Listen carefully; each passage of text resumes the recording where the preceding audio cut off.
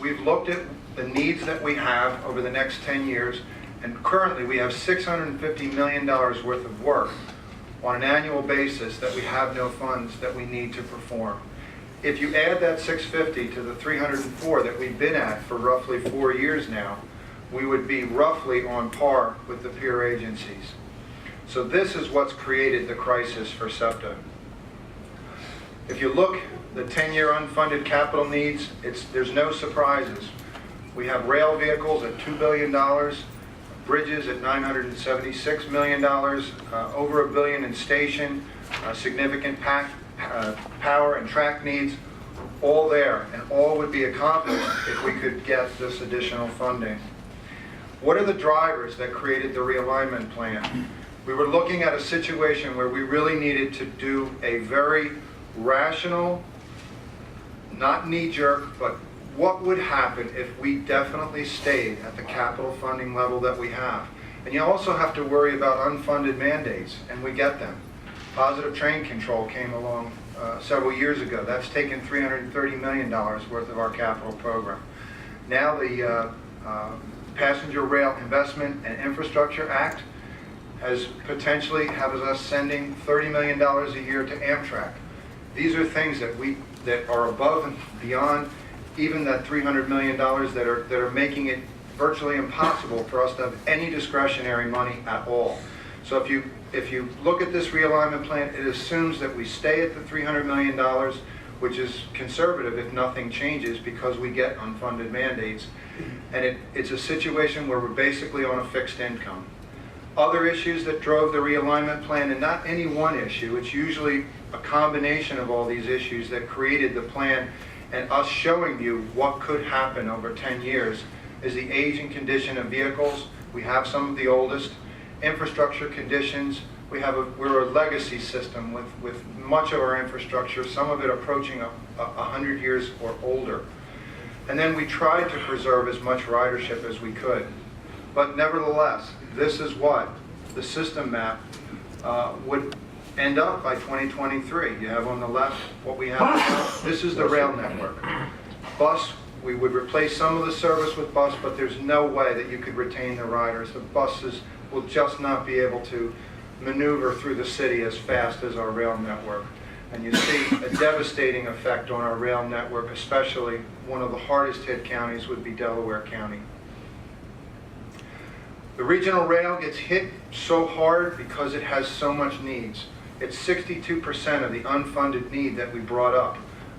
Again, $1.4 billion worth of vehicle expenditures needed. Bridges, stations, track, power, all very significant needs. We inherited in 1983 a passenger network that was born of bankruptcy. And that is where we started, and we've fought like heck, and our employees continue to do a great job, but we just cannot keep up with the lack of capital funds. If you look at our regional rail fleet in the National Transit Database, go back 2 years, you can see that all these Northeast carriers, we had a 33-year average. In fact, the Silverliner 4s that are now 2/3 of our multiple unit fleet are 39 years old. And so you can see that we keep our vehicles longer than anyone up here in the Northeast. And you see also in here that several of these carriers, even with their age being low on their fleet, they're expending more money. Our substations, 11 of our substations on the railroad date back to the 20s and 30s. And if you see here, that equipment, it's patent date of 1919. We're running on 100-year-old technology. And that equipment you see there is one of our busiest and has one of the biggest, highest demand on it, which is Jenkintown. Overall, our unfunded power project needs are $403 million over 10 years on the railroad. Bridges, 305 bridges, 121 bridges over 100 years old. The average age is in excess of 80 years. You see here the Crump Creek Viaduct. That was closed in 1982, 83 when SEPTA took over because of dire structural conditions. Emergency repairs were performed over a 1-year period to extend the life of that structure by 25 years. Well, we're 6 years beyond that. Cracks, corrosion, and in fact, this weekend and the next and the following after that, following inspections that we've done over the last 2 weekends, we've decided to shut down on Sundays and do repairs on this structure because it's a tired structure. 1895. Overall, our regional rail bridge unfunded need is $812 million. But it's not just the Crum Creek Viaduct, and the media line is our poster child for just really infrastructure issues. We have 3 structures with deteriorated track timbers on, these are large viaducts. The track timbers hold the rail in position. You can see there, I brought a piece the other day from when I went out to the Norristown Viaduct. That's a viaduct on the Norristown high-speed line that we shut down several months ago and are in the process of replacing the timbers. That's from the Norristown Viaduct. That's where we are. You can see that one spike you could pull out by hand if you wanted to. The Crum Creek Viaduct, as I mentioned, is also in a poor structural condition. The substations on the Media Elwyn line are from the 1920s and early 30s. This is Lenai substation. Overall, the needs, immediate needs on the Media Elwyn line just for infrastructure are $100 million. The 3 viaducts for track timbers, painting, and structural repairs, replacement of the Crum Creek Viaduct, replacement of those 2 substations, that's $100 million. This is one of our busiest rail lines, but obviously within 2 years we cannot run trains over track timbers that are deteriorating, like the one that you see there on the desk for Norristown. In the city, it's less of our unfunded needs, city and suburban, but it's still very considerable dollars at $2.5 billion. And you can see the breakdown. Again, vehicles being the highest need in terms of $600 million.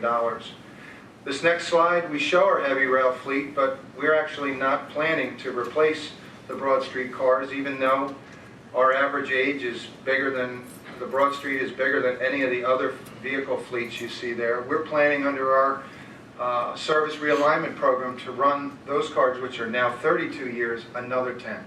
So it's not, when we developed this plan, it was not to scare people. Where we could hold things together, we did. Where it's not the right thing to do, we didn't. And that's what put this plan together and made it a rational progression. And you can see here that those Broad Street cars, because they're good cars and they run on a tunnel, and we can extend their life, we will. And you can see also down here on the bottom of this, WMATA, Boston, Chicago, all major orders for rail cars. We can't do that. And we have such other pressing needs that we will continue to make the Broad Street cars soldier on. Trolleys. The useful life of a trolley by the Federal Transportation Administration is 25 years. We use 30. We're at 32 for most of the Kawasaki fleet, all of it. The historic cars that run on the Route 15, they were overhauled, but they are 64 years old. The national average for trolley fleet is 17 years, and we're at 32 right now. So when we get to 37, it just was not the right thing to keep running, and you'll see that in a minute. Mean distance between failures on the trolley lines right now is lower than our bus fleet. In other words, the buses are more reliable than our electric trolley fleet, which is not good. And we have a 5-mile tunnel that we run in a single track, all in the central business district. One trolley behind another. Something breaks down, you're in big trouble, especially at rush hour. September 18th, we had that. We had to tow a trolley out right at rush hour. Devastating to how our passengers, what they expect in terms of reliability. It's just, you cannot run trolleys that become unreliable. Other needs on the system in the city, we need $100 million to improve City Hall. It should be, for all of our residents and the whole region, City Hall should be a point of pride. I don't think we're at that point. We have 30,000 weekday riders transferring and moving through that station. We've never renovated City Hall since 1928, and it is not accessible. So $100 million are needed there. The Media Sharon Hill line, we did significant work a couple years ago, but the bridges are old. It has no modern signal system, and all the interlockings where the switches take trolleys from one track to another need to be rebuilt. The vehicles are 32 years old. In 10 years, those vehicles should be removed from service. They're performing better than the city trolleys because of a less aggressive, less harsh environment, but they're not going to keep going. Norristown high-speed line. You can see this picture here. The ballast is not supposed to be in the tie. It's supposed to be around the tie. Track conditions continue to cause trouble for us. The stations, that's really what that station looks like in the year 2013. That's what we operate as a passenger facility on the Norristown high-speed line. And not many of the stations are accessible. So what happened out of all these, I've given you a flavor of the problems and the issues that we're dealing with and why they're so compelling when you compare us against our peer agencies. And this is what led us to put this plan together and give people an idea of what the system will look like in 10 years if we stay at the same level of capital funding.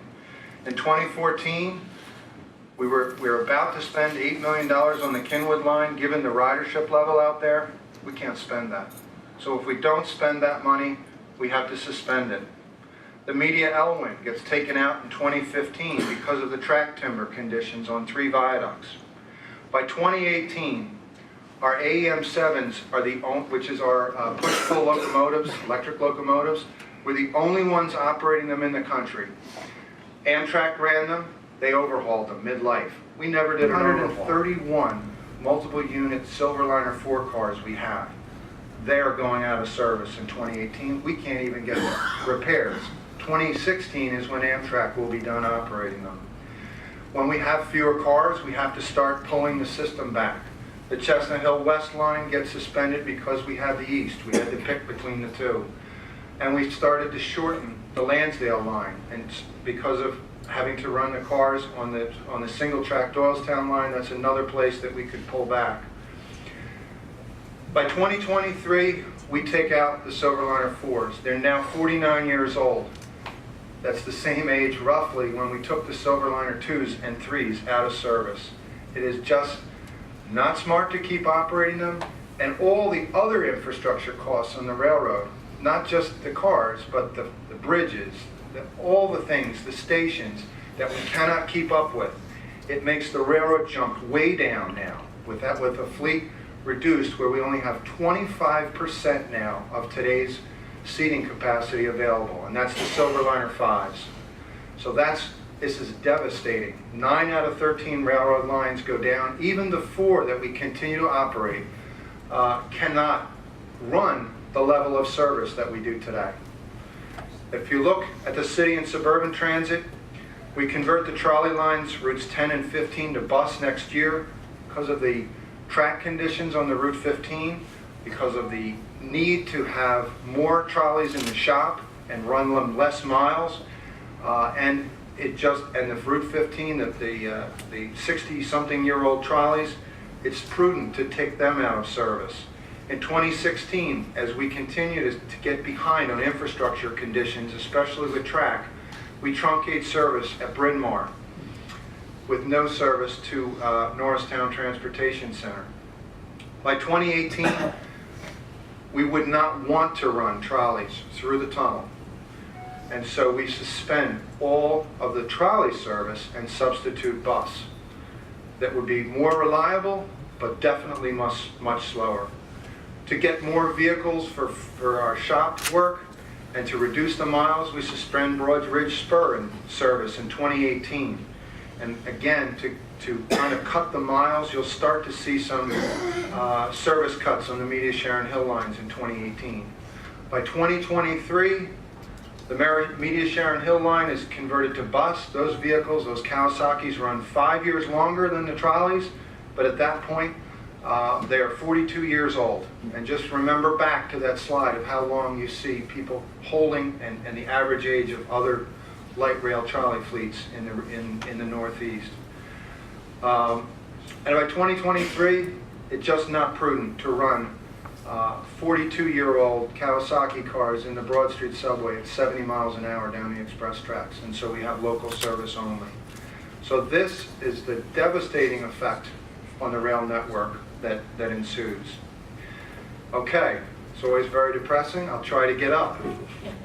What can we do if we receive funding? We have projects ready to go, just like for the stimulus, but now we have $500 million in shovel-ready projects for projects all across the 5 southeastern Pennsylvania counties.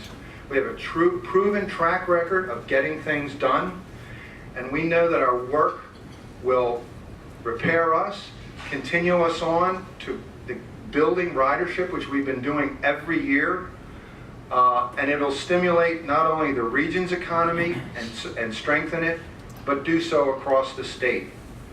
If we don't do this, the program that we showed, instead of gaining ridership like we've been doing in recent years and have hit record levels, we'll lose 40 million riders, probably more, if we do not receive the funding, and most of our service realignment plan has to go into effect. It really comes down to the reason we're here and the reason Jeff went through this stuff. And this organization is a bipartisan board for the Southeast region. I'm really proud of this board and what they've accomplished over the years. I'm also very proud of what this staff and the 9 or so thousand people that work here have done in really keeping SEPTA operating in an environment that is literally a financial struggle every day for this organization. We're at the end of that struggle. I mean, we can't do more with less. We've thought out of the box on revenue, we've gone out of the box on how to cut costs, on how to create situations to increase ridership and not spend the money foolishly. So we're at the point now where the state has a vested interest in helping us as far as economic development. We are the economic engine of this region in southeast Pennsylvania, which creates jobs. This bill alone, and we talked about it for funding SEPTA with $500 million worth of shovel-ready projects this year, creates somewhere in the neighborhood of 20,000 jobs, plus the multipliers. So for us, and to keep this system viable, we really do need the legislature to step up now. This is the House of Representatives. The Senate has already passed the bill 45-5. The governor has said he will be signing a transportation bill. So we're into the House of Representatives, both Republicans and Democrats, and as on this board, we all have agreed to make sure we make our case, and I think we make a good case of being good stewards of the state money to let these guys vote a bill that votes SEPTA appropriately for what we need going into the future. So I would ask